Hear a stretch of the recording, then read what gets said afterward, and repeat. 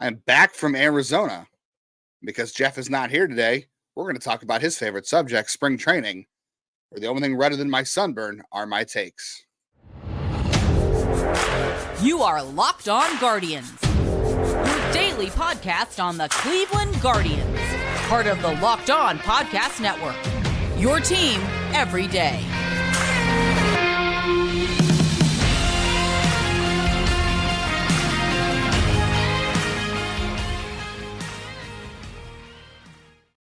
That's right. Good news for some of you. I am back from spring training and ready to talk about some observations. Before we get things started, let's talk about FanDuel, today's sponsor of the show. Episode brought to you by FanDuel. Make every moment more. New customers join today and you'll get $150 in bonus bets from FanDuel if your first bet of $5 or more wins. Visit FanDuel.com/lockedon to get started. My name is Justin Ladd. If you have not been here before, I am one of the hosts of the show, Jeff Ellis's co-host. People might ask sometimes why we will introduce ourselves at the beginning of the podcast. It's because if we run across new listeners who haven't seen us before, and they might wonder what in the world we're talking about, what qualifies either of us to talk about the Guardians, and who are we? You never heard of us before. So I'll just go through my history real quick. I started out covering the Indians minor league system in 2007 out of high school, and have progressed to cover the Guardian system ever since for various outlets, including Indians and Guardians Baseball Insider, where I was the managing editor for a little bit, Prospects Live, my own site called nextyearincleveland.substack.com. I've built the News Herald in Northeast Ohio. I've interned at radio stations. I've been on radio stations out here with various hosts. So that's where you can find a lot of my work in the past. And I've been doing this for 17 years now, covering minor league system and the major league system a little bit as well. So welcome to the show. If you're new here, we are free everywhere you get podcasts, including YouTube, where you can watch our wonderful faces and make those comments how you will. Or you can find us ad-free on Amazon as well. All right.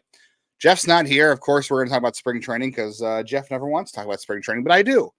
And the reason I want to talk about spring training is because I just went for the first time in my life, and it was a fantastic experience. I know the results don't mean anything and the guys are getting their work in, all that kind of stuff, but it is a great place to go for fans and honestly media too. I didn't go as media this time. I went with my wife and my in-laws and just kind of observed and hung out with them. It was fantastic. One of the best experiences. It's pricey, but if you have the money to do it ever, you get the chance to do it, I highly recommend it, especially if you are in Northeast Ohio and it's cold in the winter. It is the getaway if you're a baseball fan to do. It's chill. It's fun. It's just a great experience to see a lot of things. I'm going to talk about a lot of prospect stuff in my other podcast that I got from spring training over at Guardians of the Future. If you want to check out that podcast, I won't be diving too deep into the backfield stuff today. I'll talk about some prospects. But first up, some observations from spring training. That's really the big thing I have learned is that, I've never been a fan of scouting the stat line or scouting the box score. I think I've always hated that. But obviously with spring training, it takes it to another level. You cannot look at the box score of spring training and surmise how a guy is doing stats. We have some everyday commenters saying about spring training stats and guys should start and guys who shouldn't start based on spring training stats. Let me tell you, the absolute most garbage of all time, even record-wise. I was just looking at the Guardians game notes from spring training this week. 2010, which was a 90-loss season for the Indians. They went 19-9 in spring training. In 2022, when they had that surprising run to the AL Central title, they went 7-12-1. Pretty awful, right? Spring training means absolute squat record-wise. It means crap stats-wise.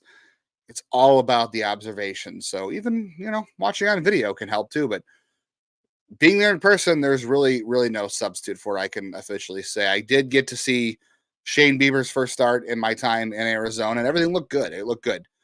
He was consistently 94, a lot of 94s in the radar gun. Which I honestly was surprised to even see a radar gun in Goodyear, to be honest with you, just knowing how the Guardians operate.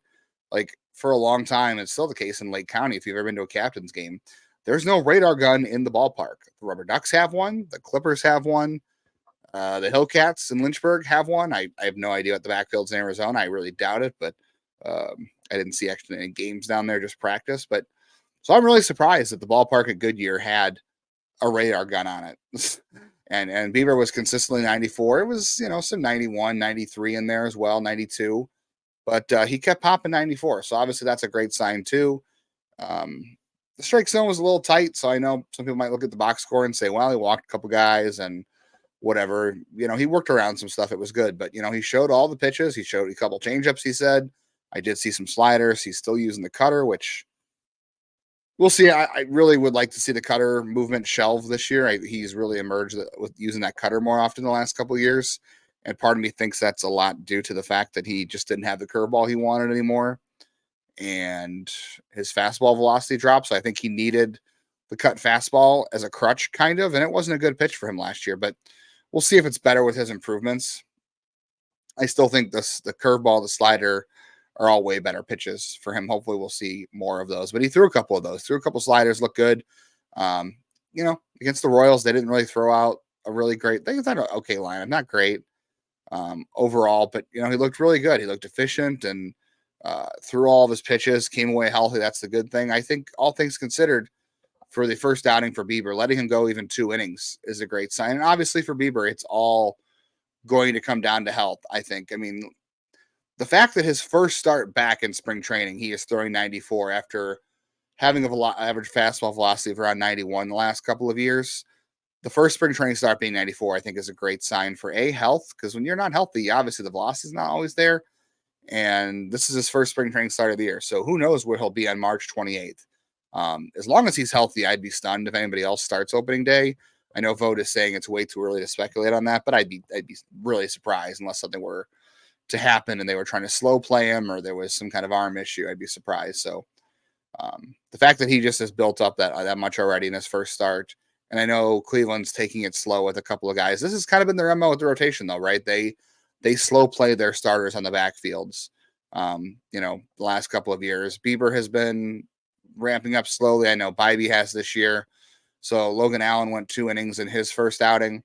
The fact that those guys are built up to 2 innings in their first outing says they're doing a lot of work on practice fields, getting these guys built up, and that's good, taking the intensity out of things. So Bieber looked really good in his first start. Really happy with that, he said.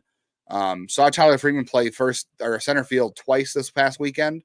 Both days looked really good. I don't think he was really challenged, I will say. The only time I saw him challenged in center field was at Mesa against the Cubs. There was a ball that was up in the air, and it was really windy in Mesa, and the sun was obviously high in the sky. And he went back on the ball, trotted back, and made a nice catch. First step was back, and really went back easily on the ball, just kind of glided back there very simply. Looked pretty routine, honestly. It wasn't, like I said, it wasn't necessarily a challenging play, but for a guy who's had all of 3 starts and center field in his career, and 2 of them coming in this spring, it looked very routine. So he made a routine play look routine, which is the first step for a guy like that. I truly think he's going to be able to handle center. He's going to need to be tested a little more. I think he'll have enough range to go left and right. I think it's always getting that first read, making sure you're going back on the ball. And I'm sure he's going to make mistakes. Let's be honest. He's going to make mistakes. There's going to be a line drive that he's going to come in on and it's going to go over his head, or he's going to go back and it's going to drop in front of him. There's going to be mistakes. Let's be honest. And, he won't need a whole lot of range to his left. I'm sorry, his right, if you're looking at the ball coming to him, because he'll have Stephen Kwan over there who can cover a lot of ground. And then in right field, you should have someone competent in right field too. It should be Brennan or Laureano who can cover some ground possibly too. So I think he's going to be just fine. He'll need to be tested a little bit more, but I do think he can handle center field with some work. It's going to take some time for sure, but I think he can handle, and that totally changes what the Guardians can do with this roster. It's only a couple games, but I regret to say that I have not seen anything impressive from Davis and De Los Santos. The at-bats were just not good. He's not getting himself into good counts. He's not working good counts. He's got 2 ground balls. I'm sorry, he's got 3 hits, and 2 of them were ground ball singles this weekend. They might have been hit hard, but they were ground balls. And he doesn't have an extra base hit. And that's what the Guardians are really looking for from De Los Santos. They did not make him a Rule 5 pick to go out and hit singles to shortstop. They just didn't. And I know he's 21 and he's got a lot of growing to do, and he's skipping AAA. That's hard. But, the Guardians brought him in because they thought he could hit for power, and they thought he could help the lineup, and they wanted to get that skill set into their system. Has not shown any power yet in game. He has not looked good against breaking stuff. Like I said, his hardest hit balls were on the ground this past weekend, and I saw him at every position. I just didn't see any range. He misplayed a ball, and right again, it's early in his career. I'm not going to rag on the kid because he's inexperienced. I'm just telling you what I saw, and he had a base hit that came to right field to him, and he misplayed the angle on it, went by him.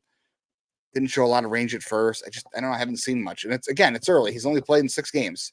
There's a couple weeks to go in spring training. We're 3 weeks away out, right? So a lot could change. He could maybe get his feet wet and do a lot better. I'm not saying this is the at all, but I just have a lot of doubts. I think there's a lot for him to prove, and I think he's got to really show out the next couple of weeks. And again, stats don't mean anything, but the quality of at bats do. He's not exactly facing great competition. If you look at baseball references, spring training stats, they show you the quality of opposing players they face on a scale of 1 to 10. And a 1 is like basically a hitter pitching, and 10 is an MLB caliber player. He is at a 7.2 right now, which suggests he's facing roughly AA competition on average, which means he's facing some major leaguers, but he's also facing guys that are AA and AAA pitchers too, and he just hasn't shown out. And again, there's 3 weeks to go. I'm not saying he can't do it, but 3 weeks is a long way to go, or is not a lot of time. And I think there's a lot of things that he hasn't shown yet that I think are going to be a problem. So stay tuned on that. I've got a couple more spring training observations I want to get to today.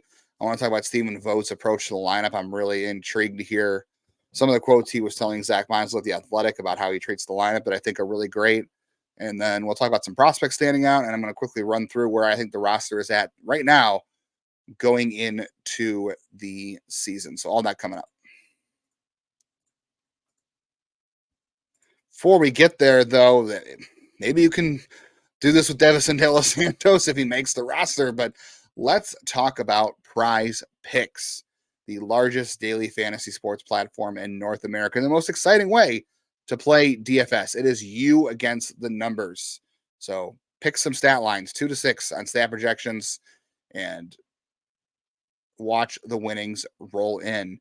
You can win up to 100 times your money now with PrizePicks. As little as 4 correct picks, you can turn $10 into $1,000 with the NBA, the NHL, college basketball entries today on PrizePicks, America's #1 fantasy sports app.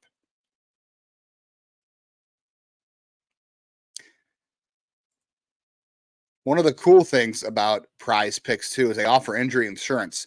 So your entries stay to play even if one of your players get injured. So for basketball, if a player exits the game in the first half and doesn't return in the second, that projection's not going to count against you, and the rest of your entry stays live. That's really cool, I think.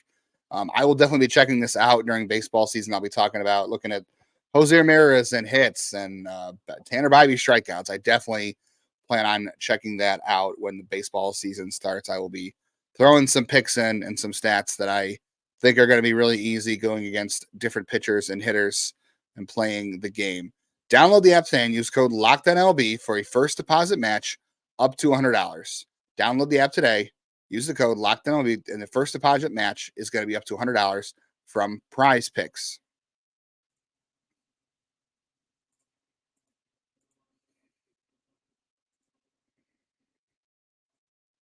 All right, so a couple other things we want to talk about from spring training as well.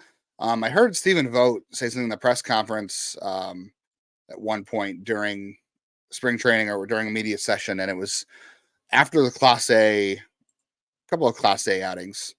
And he was talking about something he's working on, and I'm really curious to see what that is that he was working on. When I saw him on Saturday against the Royals, he was like 95, 97 at times. He did hit 99 a couple of times, but the velocity was a little bit down. And I again, it's like his 3rd outing, I want to say. Saturday was his 2nd outing. And he's got 4 strikeouts in 8 batters faced, and he's facing 8.3 opponent quality according to Baseball Reference, which is a little above AAA level. So for the most part, he is facing upper level quality, and he hasn't walked anybody. He's only allowed 2 hits, and he was missing bats. So I'm not really worried about anything there.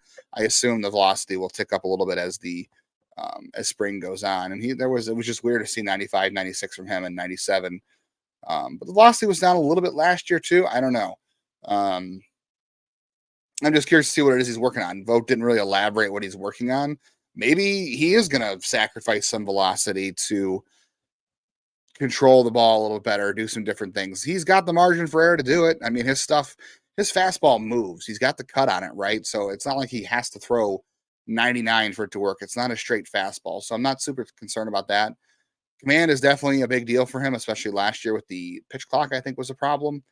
And getting things, in order for him to be able to execute his best. And we'll see how that goes this year. But Vogt didn't really elaborate what Clase was working on. He just said he's working on some things. And I don't know. I'm curious to see what he elaborates on the rest of the spring. But so far, things look fine for Clase. It was just really weird to see, again, 95, 96 on the scoreboard. But again, it's also early March. So who knows if he's really ramped up all the way. Speaking of struggling, we talked about Los Santos.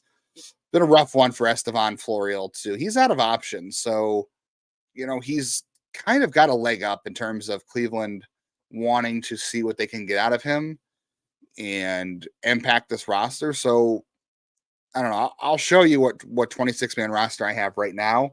Again, and I'm just going by what I would do. I'm not necessarily going about what I think is going to happen. But I have a feeling that Florial is going to make the roster because he's out of options, but it's been rough. He has 8 strikeouts in 16 appearances. And again, spring training stats, be careful, but it's the approach thing, right? It's the fact that he is missing so many breaking balls and he's not having great at bats. There's so much swing and miss, and he's got no extra base hits.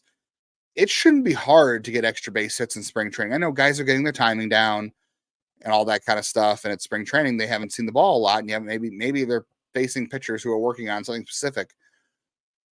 But the ball flies in Arizona. I've seen it. Now, the ball flies out there. It should be easier for hitters than pitchers at this time of year. And I know there's the old adage, pitchers are ahead of the hitters because they get to spring training early and all that kind of stuff. But hitters have kind of the advantage, I think, at this point, especially if you're playing later into the game and you're seeing some of the other teams like later pitchers. I mean, Florial right now is at 7.4 opponent quality, which again is roughly around AA, the same as De Los Santos. A lot of strikeouts. I haven't seen anything really impressive from him. He runs well. It was fun to see him run. That's about it.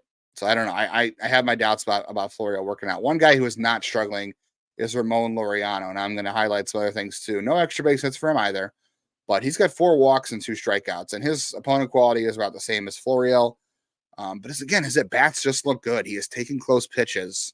He is having quality at-bats. He's making good contact. Stats aside, like, go up there and put a good at-bat together and face a good pitcher and execute your plan and put a good day of work in. And that's what Laureano is doing. I think I know Vogt said he made an adjustment over the offseason too. So I just think he's done a really great job so far on his approach this spring. I think he's done everything he's supposed to do. So he's going to make the roster. Obviously, they paid him $4 million for a reason. He's not going to be a backup. And I just think he's had a really great spring so far.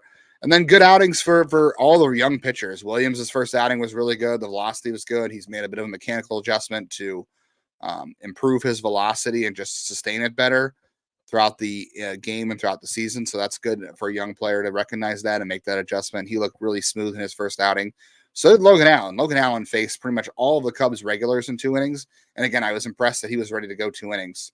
And he struck out 2, walked 1, but everything looked good. He got a couple of great strikeouts on some really advanced Cubs hitters, at least starters anyway, with his slider. I think he's ready to go. He looks great. And it was a very breezy first inning. I know Tanner Bybee threw the other game that day I was not at, but I heard he's up to 96. And I heard someone said Tom Hamilton on the radio broadcast of the Giants game against the Guardians on Sunday against the Giants in Goodyear said that Bybee was going to be the number 2 starter. So I'm curious to see if that actually happens, if he comes out of the gate number 2. And it only matters the first time through the order if you're number 2 starter, right? Because things get shuffled after that, and you're only facing someone's number 2 the first time. Nothing's guaranteed.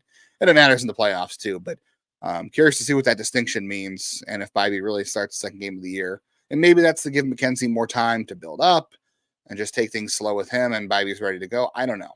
And then Cantillo also last week had a very fantastic outing too. I thought he looked great. Everyone says this camp he has looked really good too. Quickly, some injury updates too before we get to Stephen Vogt and some prospects in the roster. I mentioned this on Twitter the other day. I'm still calling it Twitter or whatever. Daniel Espino was scheduled to have a 10-month checkup on his surgically repaired shoulder on March 4th, before I recorded this on Monday. The team did not have a game Monday, so there was no meeting with the media. I don't know if they'll have an update Tuesday morning. I assume somebody will ask because they know it's in the notes that he is having that checkup. So hopefully there should be a Daniel Espino update this week to see what his progress is in terms of his shoulder injury and his surgery. He's coming back. The timeline right now still says return to play. They're hoping late spring, early summer. So, we're talking May or June for him. And that could be just getting back on the mound. That might even be an affiliate. So, slow playing things there. Bo Naylor, by the way, is doing fine. He participated in full team workouts on Sunday. Did not play on Sunday. They have off day Monday. I would not be surprised to see him back in the games this week. He's been swinging the cages, stretching, throwing. So I think things are fine with him. They're just taking it very easy. Mike Capriz, unfortunately, Saturday had a nasty hit on the wall in Goodyear in right field, going for a catch. And I don't know where he hit it. It was his back or his ribs or his neck. I mean, everybody was very concerned when he went down right away. The umpire called for the trainers right away. But he was able to walk off the field on his own power and waited for a cart to take him back to the facility. But he's day-to-day, and they're not listening to anything serious. Hopefully he's okay. But that was just really scary. And we did see Cleo Watson going to center field when he came out of the game. And I saw that at a practice in the backfield. I'll talk more about that on my other podcast, Guardians of the Future, if you want to get more insights on that as well. And Trevor Stephan, again, still isn't throwing for 3 weeks. He, as of February 28th. And James Karinchak, same thing. He is on this will be day 19 for him as I'm recording this. It'll be day 20 on Tuesday of a no throw. And he's doing weighted ball work. And he's supposed to be retested this week to see about his throwing progression. So those last two relievers I just mentioned, probably not going to make the opening day roster for the bullpen. That's going to create some questions. I don't know how the bullpen's going to shake out for opening day, but the loss of Trevor Stephan hurts. James Karinchak, I don't really know. But, this bullpen, it could be tricky. I don't know. I'm curious to see how that shakes out, at least early in the year. We talked about it last week, and I'm sure we'll continue to talk about the bullpen. I want to talk about Stephen Vogt's approach to the lineup that has me excited. We'll talk about where my roster is at for the Guardians as of right now, see what it looks like when they break camp. And then I'll talk about a couple prospects that are having a fantastic spring training that I saw as well, all coming up. Not quite ready to bet on some of those prospects on FanDuel, but I will be soon. What you can do right now is you can get buckets with your first bet on FanDuel, America's #1 sportsbook, because right now, if you are a new customer, there is no better time to join. Get $150 in bonus bets with any winning $5 bet. So grab $5 if you're a new FanDuel customer, put it on a bet that you think is going to win, even if it's not a high paying bet. Honestly, put it on something is going to win, even if you don't win a lot of money.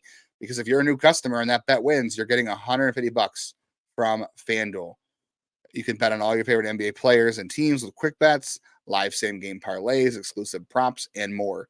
Visit FanDuel.com/lockedon and shoot your shot. FanDuel, the official sportsbook partner of the NBA. All right, so I saw the article in The Athletic from our friend Zach Meisel, and it just talked about how Vogt fills out his lineup, and not to look into lineups this early in spring training. Obviously, that makes a lot of sense. They're getting guys at bats, and they want to get them out of the game and conserve and build them up. But what I thought was interesting, though, is just talking about who's going to hit where in the lineup and why they should hit where, and his reasoning for doing everything. And honestly, his reasoning made a lot of sense to me. You put the lineup together to beat the starter. I'll be curious to see how that comes into play against teams like Tampa Bay and others that tend to use an opener sometimes. If you're expecting whoever from Tampa Bay to come in and throw an inning or two against your first part of your lineup, and then they bring in the bulk guy for the next 4 or 5 innings out of the bullpen, I'll be very curious to see how he approaches that and how that challenges his philosophy. Because he said, you build your lineup to beat the starter. And then when you bring in relievers, you go out there and you play matchup games with, your platoons and whoever has the best shot. And he said, some of it's going to be where guys are comfortable hitting. Some of it's where he thinks that might be best against the starter that day.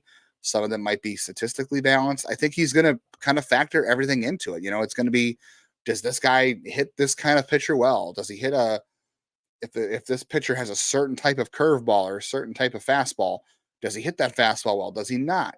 Does this guy hit lefties well? Does he not? Does this guy have a good history against this guy? Not just, 3 or 4 games, but is it a lifetime thing against this guy? But also just putting together the lineup that they think is most best matched up against that day starter. I think those are really interesting ideas, and he's not locked into the same lineup every day. Now, some guys, they're going to want to hit the same spot. They get comfortable. I understand that. And I don't think he'll, mess around too much and go crazy with it. Like, I don't think you're going to see Jose Ramirez hit leadoff one day and hit fourth the next, or, whatever, anything crazy like that. And there's going to be some spots that are like rotating or free flowing that will go back and forth. Like, Jimenez might hit second or he might hit sixth based on that day's pitcher, or same with Naylor, whatever. But I like the creativity. I like the idea of not being locked into one approach. See who's pitching that day. See what your hitters can do against that type of guy. Who's going to put you in the best position to win, whether it's platoons, certain, guys always talk about that. That's the biggest thing is like same, like pitches. Like if you're facing a Garrett Cole, right? You've got to look at your guys on the bench and their on your lineup card and their swings. Like, Andres Jimenez does really well against Garrett Cole's type of fastball, which, talks about movement and velocity and spin rate. They have all that data. And if they think that Andres Jimenez is best to hit second that day because he hits that type of fastball well, he's going to hit second. Like, I think that's a great approach to it. I'm not saying it's going to work every time, obviously, but I think it's a good approach to it, and to not be locked in until you find something that works. And also being open to adjusting your strategy based on what that day's matchup is makes a ton of sense to me. I think it's going to be really exciting to watch that throughout the year. As a lot of things will be for Stephen Vogt. It's a little different than Tito. I definitely like Tito as a manager. He's a Hall of Fame manager. He did things one way, and they worked quite a bit. This team was very successful. Tito is the manager for over a decade. Doesn't mean it's the only right way to do things, right? So there's more than one good way to do things in sports, especially as a coach or a manager. So Vogt's going to put his own touch on, and I really like that. All right, roster projection real quick. Here's where I'm at. This is what I think I would do. I don't know if the Guardians are going to do this. I'm not sitting here saying I know what they're going to do today. The biggest thing is the bullpen for me is obviously you have your starting 5, right? But right now, let's say you get 6 innings from Bidey. That's what you want, 6 innings, right? You go to, I think right now the cadence is Henches in the 7th, Barlow in the 8th, and Clase in the 9th with the current health situation. And then, you've got to mix and match Morgan and Sandlin on any given day if those guys need a day off. I would think Barlow for sure gets the closer opportunities when there's a day off for Clase if he's pitched. But I would like to see Vogt also give a chance for Henches to pitch the 9th inning. If there are hitters coming up in the 9th inning that are either left-handed or he matches up well against, I think when Clase needs a day off, if Henches can get some closer experience, that'd be great. Now, not too much because he's going to get expensive in arbitration, and they should get him an extension before that happens. I think they'll fill out the roster with pitching the bullpen right now with Tim Herron in light of injuries right now. I think he'll make the roster. And then Curry, I think, makes the roster. They're building up Curry for starters innings, though. He went 3 innings on Sunday against the Cubs. So it seems like they're building Curry up as a starter.